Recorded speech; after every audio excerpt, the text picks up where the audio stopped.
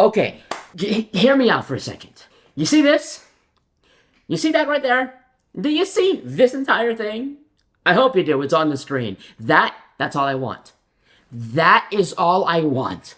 Just give me, everybody's like, well, what are your expectations for Transformers 1? What about the humor? What about the action? What about Chris Hemsworth? What about, just give me this! And I am so solid on, This is the coolest, I just, bro, this could literally be like one of the coolest Transformers movies ever, because no humans, all Cybertron, full-on battle, and there's gonna be a little funny here and there, but when it gets into this, it's about to go down on God! They might have just cooked again. Alfonso, this is Optimus Prime. Hold on to your dreams. Never give up and never give in. Transform and go out!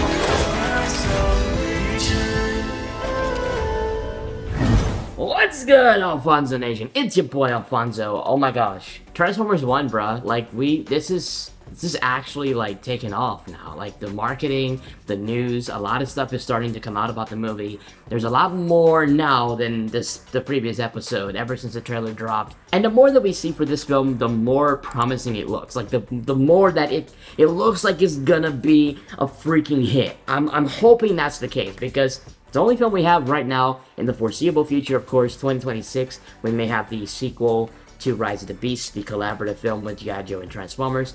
That's, in the cards, but that's way out there. This is the next big project for Transformers, so I'm hoping that it's good. And from the looks of it, from the sounds of it, from all of the news, it sounds like they cooked. Let me find out, Mr. Cooley. He's cool like that. He's cool like that. He's cool. So let's go over some old business, and then we're gonna get into the new business. The old business, of course, the trailer itself dropped. It was, in my opinion, it was really fun. It was a lot of humor, a little bit too much, but I was enjoying it, I just kind of took it at face value. But I saw a lot of reactions, a lot of people like, what the heck is even that? Because if you're coming from like a Bayverse mentality, or even a Travis Knight / Capo mentality, you're like, okay, this is gonna be like super like summer blockbuster explosive thing, and then this was more of like a Pixar like type of Rango style movie. So it didn't feel the same as a lot of the previous films aesthetically, so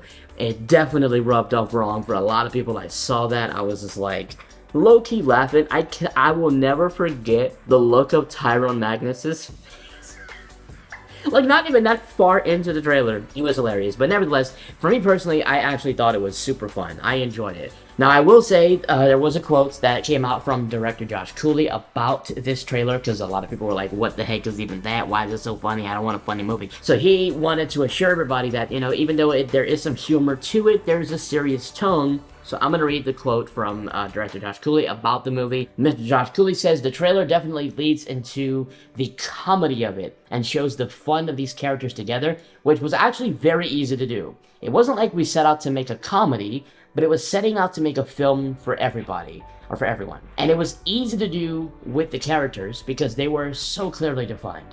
But also with our actors, there's a lot of improv that came into this. The beginning of the film definitely has that.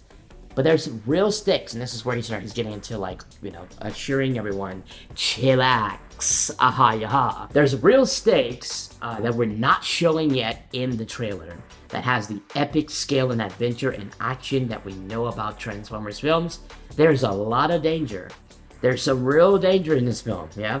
And there's always that, like we talked about earlier, that ticking time bomb of when this relationship is going to fall apart between Orion and D16. So it's going to be sweet, and then it's going to get sour. And that's going to break a lot of people's hearts, but I kind of low-key want that to happen, because it is a heartbreaking story. Additionally, guys, oh my gosh, y'all do not understand. Okay, some of y'all do understand. Oh my gosh, dream come true. The composer of this film, everybody knows by now, is Brian freaking Tyler. Oh my God. Guys, one of my favorite parts of Transformers Prime is the score. What makes it good in a lot of ways is the score. And what I love so much about it, and I'm going to talk more about this in another video, because I do want to do more TFP videos, like commentary sort of things, in 2024, so stay tuned for that. But what I love so much about this show is the original score. It has an original theme. A lot of other shows, if you listen, it's dun dun dun dun dun dun dun dun. The more than meets the eye tune. Transformers Prime was like, man, we're just gonna make our own original, special, dedicated thing, and it's so beautiful and majestic and triumphant. And Brian Tyler is scoring Transformers 1. Brian Tyler is scoring. If there's even the smallest fragment of the Transformers Prime theme in this movie, when I tell you I am defying gravity, it's gonna make it so much better. Because you combine ILM's animation with Brian Tyler's peak musical spine, with the lore of the Transformers and no humans. What? There's official set photos of him in the, I think it's the recording booth, and he's there with Josh Cooley, and you can see there's a lot of instruments there, a lot of like, it looks like a string section with like violins and cellos and all that good stuff. And I know, and those are the same instruments used in the Transformers Prime score. Bro, I don't know, man. This is that's just not the composer I thought they were going to pick for this film, but that's the exact composer we need for this film, and I called it. I remember tweeting, like, I just saw Alita transforming in that trailer, and I was like, bruh, I can just see, because it reminded me of the battle on the Energon mine scene with RC, when she went in and destroyed some Vehicons. It was the same vibe. You had RC rolling in, and it was the same whole thing, you know, just kicking butt, and we have, like, a Vehicon, I think. Steve is back. There's so much aesthetically that they're bringing into this movie that we already recognize before the movie even comes out that I absolutely admire. I love when they do fan service. In addition, we got new posters. We got a bunch of new posters for Transformers 1. We got the main one that was released for the actual trailer release, which is just the main 4 characters. And then we have another version of that where you got the same main 4 characters, just a little bit backed up and they're in a different pose, which is cool. Then we have the official character posters with their individual faces. I love the Bumblebee one. It just looks like, it looks like that name, like, does he know? He looks so, like, sus in that one. That's one of my favorite ones.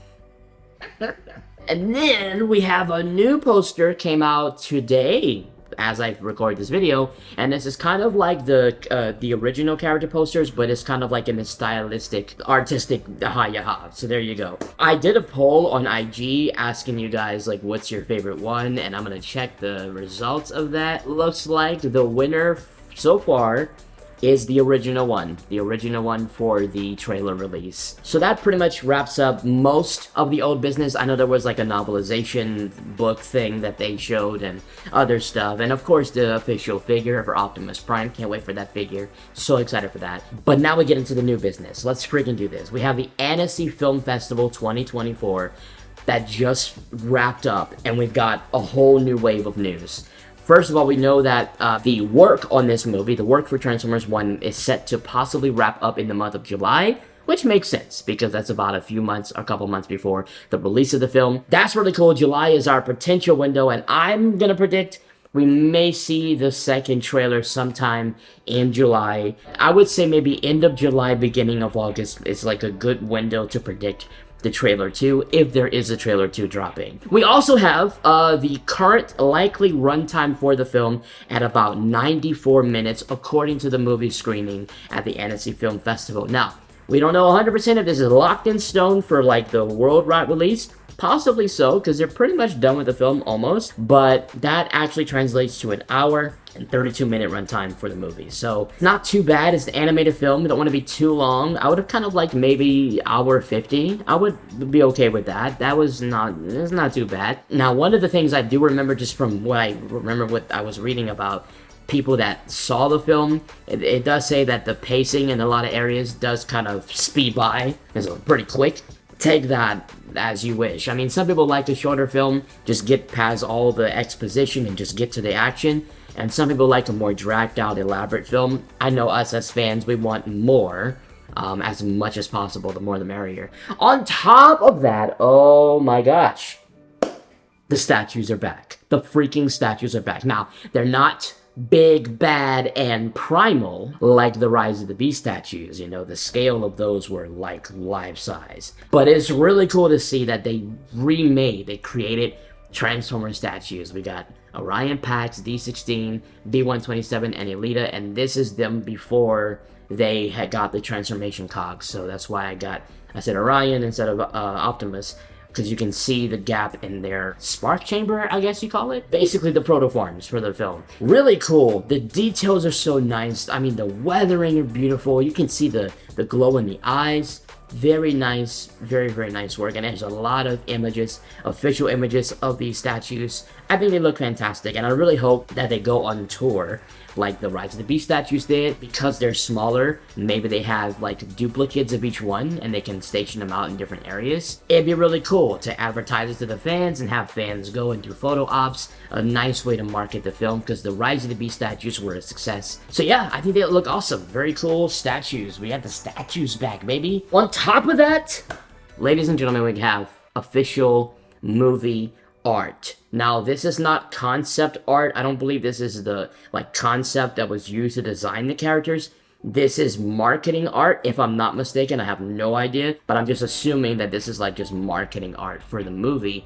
And this is a brand new, beautiful Transformers 1 banner showcasing Optimus Prime and Megatron, probably in one of their very first throwdowns of all time, which is absolutely insane. This is it. This is it. That is what I want from Transformers 1. Everybody's like, what are your expectations? Do you want this? Do you want that? What about Chris Hemsworth, Peter Cullen? That's great, and I agree. But just give me some awesome animated Transformers action. Give me that real, battle between Prime and Megatron that we didn't get in The Last Night because they chose to change it up. This is another opportunity to get a real nice, solid battle between the two, and it looks freaking awesome. He has the Energon Axe, which we might see in the film. Megatron has the big fusion cannon, which we already know he will have in the film. We've seen that in the trailer. People have noted that is on the wrong arm. I don't know. Maybe he can interchange them. Maybe that's just how it was. That's just the art, and it's going to be different. Maybe it's mirrored. I don't know.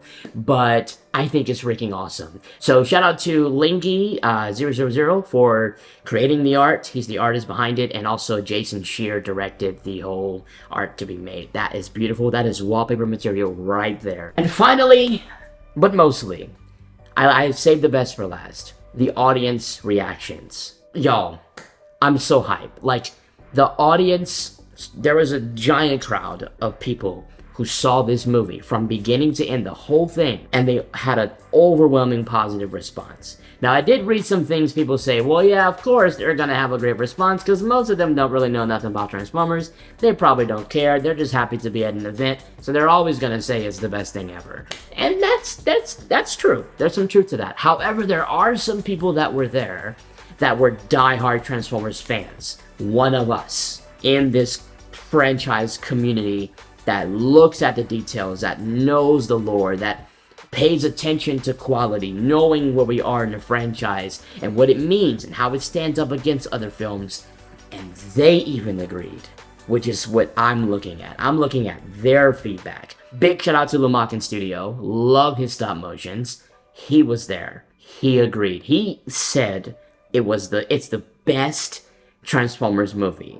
That's some big words. And I'm seeing that a lot. People are saying it's the best one. Could it be recency? It could, because I'm guilty of that too. Of saying, no, this is the best one. Just because I just saw it, it was brand new. The ultimate verdict is going to be in September, where we all get to see it. But even if it's not the best, even if they're exaggerating, the fact that they love it that much tells us we're in the bag for a really good film. Now, none of them can actually say anything. They're all under NDA, so there's going to be no details about what they specifically saw. Well, some of them are saying more than I thought they would be able to, but for the most part, a lot of people loved it. They say the comedy is there. They say Bumblebee's a little obnoxious, but he's still, I guess, just comedic relief, so, But they say that, the seriousness, the stakes, and a lot of people, I'm seeing a few comments here and there saying, the breakage between Prime and Megatron, Orion and D16, is going to be wild. They can't specifically say what, but they put emphasis on that scene. There's a lot of amazing commentary from the people that saw this film, and there was a standing ovation at the event for director Josh Cooley, who was in the audience watching it with everyone else. This video is like crazy. A packed out theater screening of this movie 3 months in advance, before they even hit the deadline, so they can still make corrections, and they already have an overwhelming positive response. That gives me hope. I don't know about you guys, but that gives me hope that this movie's going to be fantastic, and I think it will be fantastic. So, I've seen some commentary say that they don't know nothing about Transformers, but this movie made them want to watch more Transformers movies, or like watch the other ones. That makes me happy. Like, it's good to see people like being introduced through this film, and this film being good enough to want them to stick around. Also, didn't mention this, but I will mention this real quick.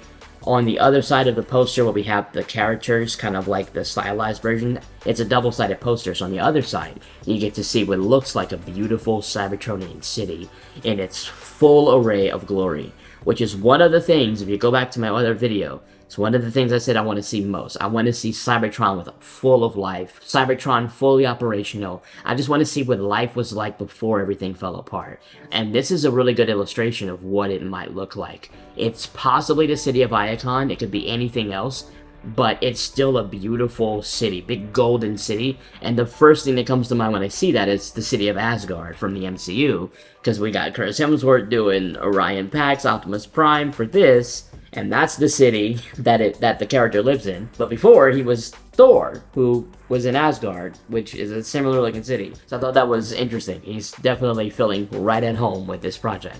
One of the things I will say that I noticed that I'm kind of happy about is that, you know, people have said Chris Hemsworth's voice as Optimus Prime changes at the end of the movie. So initially, we get that youthful Orion Pax voice like we saw in the trailer. But a lot of people say that near the end of the movie, he does it. He changes his voice and does pretty much almost a complete, total impression of Peter Cullen, Optimus Prime. And people are saying that it works. He does a great job. I already think he does a great job as Orion. So I think he's gonna probably cook as Optimus Prime. So a lot of great news, like a lot of promising news. You know, I'm still gonna be cautiously optimistic, but so far I'm not seeing too much that's like a really bad sign. I'm not seeing many red flags. A lot of this stuff is working out. Novels, posters, statues, Brian Tyler, movie screenings, the whole 9 yards. It's looking pretty good. I'm excited to see more for the film in terms of marketing. We did get an alternative trailer for the 40th anniversary of G1. I didn't get to see it in person, but there are people that filmed it in the theater, and it was a little bit different. But I know that there's going to be more visual marketing, you know, things dropping as we get closer to September. So I'm excited to see more, and I hope you guys are as well. That's it for this one. Hope y'all enjoyed it. If you did, drop a like on it. Let me know in the comments what you guys think about all these audience reactions. There's a lot of feedback that I didn't actually read out loud, but there's a lot online, so that does it for this one. Hope you guys enjoyed it. If you did, drop a like on it. If you're new, subscribe, comment your thoughts below. Let's freaking go. The hype train is on the road. Well, no, a train is on the track. You can't say, I was trying to rhyme. Let's freaking go on the road, but it doesn't work. It doesn't work. I will catch you all in the next one till we reach one.